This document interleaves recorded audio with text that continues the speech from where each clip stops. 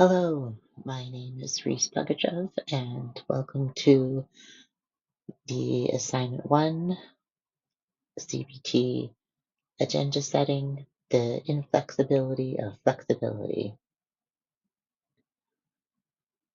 Agenda setting is a foundational structure within cognitive therapy, CBT, that organizes each session into collaborative, goal-oriented processes or a process. Although variations exist, CBT agenda setting typically involves a series of structured steps designed to enhance focus, efficiency, and client engagement. Those steps include a mood check, obtaining an update, reviewing homework, prioritizing the agenda, the working phase, and summary review and feedback. The mood check typically begins the session, which allows the therapist to assess the client's current emotional state and identify any immediate risks or shifts in functioning. This step ensures that the session remains responsive to the client's present experience while maintaining therapeutic continuity. Obtaining an update is a bridge from the previous session, reviewing key themes, interventions, and client experiences since the last meeting. This process reinforces learning, supports continuity, and helps integrate prior work into the current session. Reviewing homework is conducted to evaluate the client's application of CBT strategies between sessions. This step is central to CBT's emphasis on skill acquisition and generalization, as it allows both therapist and client to assess what was helpful and what barriers emerged, and how to refine future interventions. Prioritizing the agenda is a process between the therapist and the client. They collaboratively generate agenda items, identifying concerns, problems, or goals that the client wishes to address. This step emphasizes client agency while ensuring that relevant clinical issues are brought into focus. Then these concerns are prioritized, again through collaboration, as it is often not possible to address all issues within a single session. Prioritization involves evaluating urgency, impact on functioning, and relevance to treatment goals, allowing the session to remain focused and productive. The working phase is where we all actually get to work, as opposed to before. The therapist and client agree on a structured plan for the session, outlining how the selected agenda items will be addressed. This may include identifying specific techniques, topics of discussion, or therapeutic tasks, thereby enhancing clarity and collaboration. Last but not least is summary review and feedback. CBT sessions typically conclude with summarizing and assigning homework, ensuring that key insights are consolidated and that clients leave with concrete strategies to apply between sessions. The summary consolidates key insights, while homework assignments support the continued application of skills outside of therapy. Eliciting feedback from the client reinforces collaboration and allows the therapist to adjust the process to better meet the client's needs. This step reinforces learning and maintains momentum across sessions.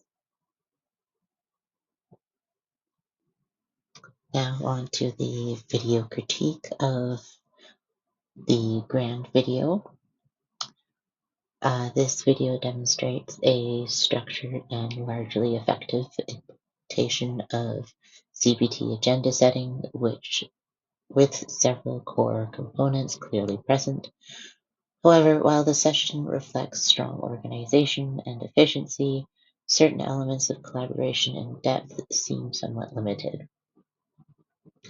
The session begins with a mood check, but the client's response is quickly dismissed by the therapist, saying, "But overall, you're feeling okay," as if the concerns the client presented were not worth exploring, either during the session or a later one.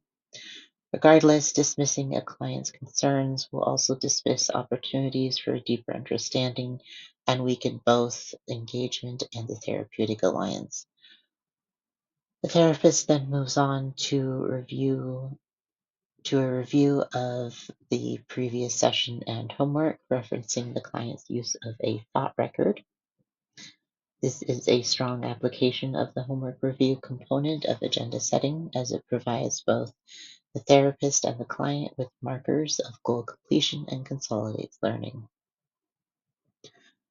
Finally, the therapist introduces the agenda setting, explicitly stating his intention to structure the session and inviting the client to identify topics for discussion. After the client responds with multiple concerns, the therapist guides the client into choosing one of these items to prioritize. This guidance includes a more targeted version of Socratic questioning, like which issue would most impede the client's functioning. In the grand video, the working phase is clearly outlined in advance, with the therapist describing planned focus on thoughts, feelings, and behaviors related to schoolwork, as well as the use of techniques and homework. This anticipatory structuring enhances clarity and sets expectations for the session. However, it is important to note that the entire agenda, other than the prioritized issue, was created by the therapist. Though the client agrees to the therapist's agenda, their agreement seems more confirmatory than collaborative. Unfortunately, the grand video ends after this agreement, leaving all end-of-session components such as summary, homework assignment, and feedback as they do not occur and therefore cannot be evaluated. Overall, the grand video reflects a highly structured and efficient approach to agenda setting, with clear strength in homework review, agenda generation, and prioritization.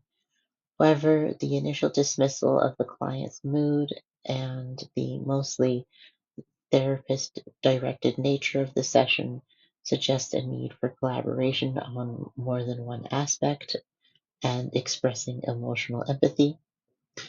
Though a therapist-directed session certainly maintains focus, therapy is not a boardroom meeting that requires the therapist to keep the client on task. And speaking of boardrooms, we'll move on to the Qualia Counseling Services. And before I really get into the agenda differences, I would like to address the environment that this video and session is set in. This video demonstrates a collaborative and relational approach to agenda setting with several core CBT components present. In contrast to the more structured approach to the grand video, this session places greater emphasis on client experience and engagement, sometimes at the expense of efficiency and clarity in agenda prioritization. Now, on to the boardroom. There is an actual whiteboard. The whiteboard is used, and the therapist is standing and the client is sitting, which is an immediate power dynamic, which is only reinforced by, again, the use of the whiteboard. The completely bare walls, no decor, feels empty and abandoned. Artwork on walls is usually quite calming to look at, and helps the environment feel that way. The absolutely awful lighting, it's way too dark. There seems to be only one light bulb that is struggling to light this whole room. It is far too dark for the wakefulness required for therapy work on both sides. And again, the importance of environment and atmosphere to the therapeutic relationship. The physical environment of a therapy session can significantly influence clients' emotional experience and engagement. Elements such as lighting, sound, and spatial arrangement affect whether individuals feel calm and focused or anxious and overstimulated, while privacy and interpersonal distance shape their willingness to openly express themselves. Therefore, it must be acknowledged that the therapy setting is not a neutral backdrop, but an active factor that can either support or hinder psychological safety in therapy work. Though the grand video wasn't perfect, with its wrinkled old armchairs clearly set between two doorways like a hallway, the scene was more or less comfortable, in contrast to the Qualea's very dim lighting and horrific power dynamic of the therapist standing and the client sitting. Now, to actually get into gender differences. The Qualea Counseling Services video begins with a clearly articulated bridge from the previous session and a mood check. The mood check is rather structured and uses a numerical rating scale, allowing for empirical insight into the client's emotional state. The therapist also engages in a form of homework review, though this is less formal than the grand video. Instead of explicitly reviewing assigned tasks, the therapist explores what resonated with the client from the previous session and how they applied it. While this approach supports reflection and meaning-making, the lack of structured homework review may reduce accountability and limit opportunities for reinforcing skill acquisition. The process of agenda setting is then introduced collaboratively, with the therapist inviting the client to identify relevant concerns and checking for agreement throughout the process. This reflects a strong emphasis on partnership, further reinforced by explicit statements such as "we're in this together." The therapist also seeks feedback, normalizing client input, which enhances the collaborative nature of the session. However, the prioritization of agenda items is less railroaded than the grand video.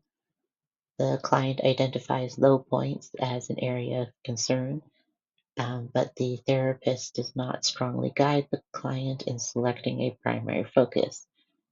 Instead, multiple elements are included in the agenda, like cognitive exploration and behavioral activation. This results in a broader and less focused agenda, which may reduce efficiency within a time-limited session.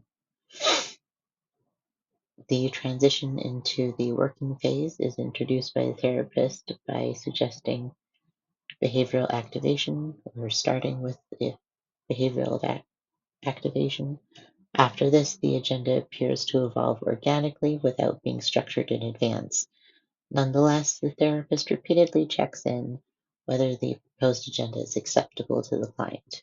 Such ongoing consent strengthens the therapeutic alliance and reflects a client-centered approach to agenda setting. Unfortunately, once again, the video ends early and lacks any end-of-session components. Overall, the Qualea Counseling Services video reflects a highly collaborative and relational approach to agenda setting, with clear strengths in mood assessment, bridging, and client engagement. However, the relative lack of structured prioritization and formal homework review suggests a more flexible but less directive style. While this approach may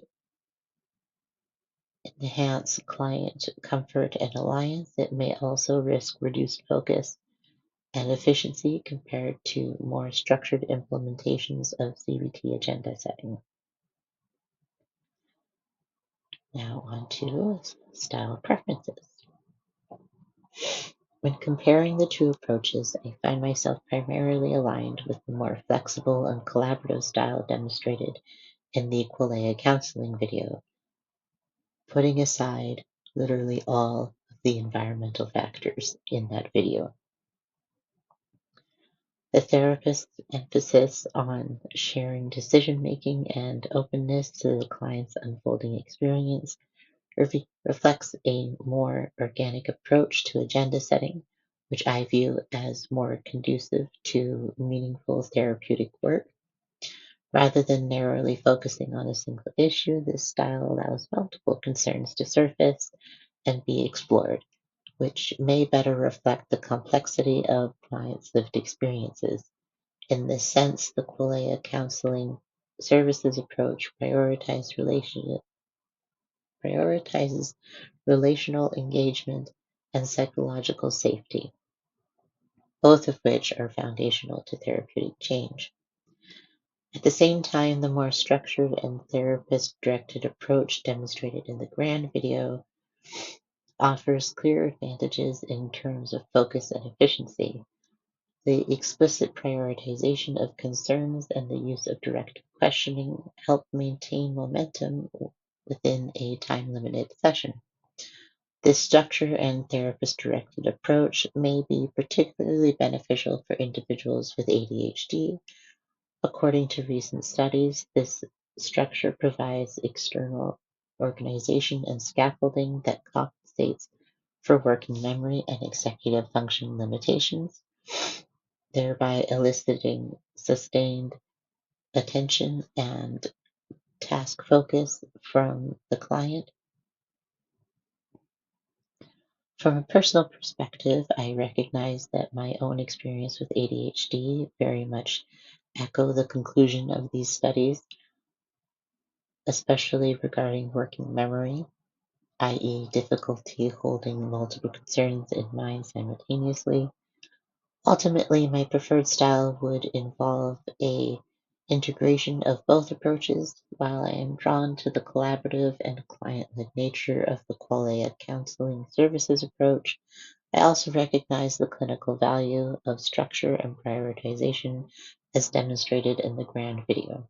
As a future therapist, I anticipate adopting a flexible stance that emphasizes collaboration while remaining willing to introduce structure when needed. Some common agenda difficulties that I may have. One potential difficulty in my approach to agenda setting is a tendency to prioritize collaboration over structure, which may result in sessions becoming overly nebulous, particularly when multiple issues are presented.